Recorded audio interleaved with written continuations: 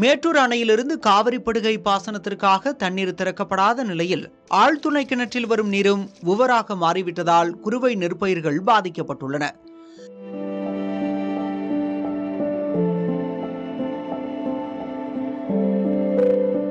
தஞ்சாவூர் மாவட்டத்தில் காவிரி படுகை பாசன நீர் கிடைக்காத நிலையில் ஆழ்துளை கிணறு பாசனத்தை நம்பி 1,00,000 ஏக்கரில் விவசாயிகள் குறுவை சாகுபடி மேற்கொண்டுள்ளனர்.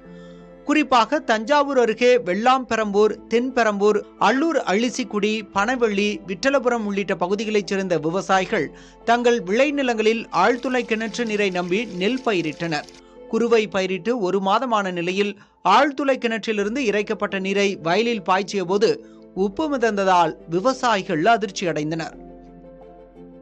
இப்போ இந்த பகுதிகளில் 25 அதாவது நடவு சாகுபடி செய்யப்பட்டுள்ள வெள்ளாம்பெரம்பூர், தென்பெரம்பூர், அல்லூர், அல்சகுடி, பனவெளி இந்த பகுதிகளில் பம்ப் செட்டு மூலமாக சாகுபடி செஞ்சுருக்கிறதுல 25% விழுக்காடு, அந்த 25 விழுக்காடு உப்பு நீரால் பாதித்து இது போல் வயல்கள் எல்லாம் பாதிப்பு அடைஞ்சிருக்கு.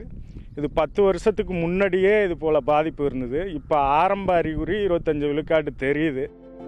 தண்ணீரில் உவர் தன்மை அதிகம் இருந்ததால் நெற்பயிர்கள் காய்ந்து சருகாகி வருகின்றன.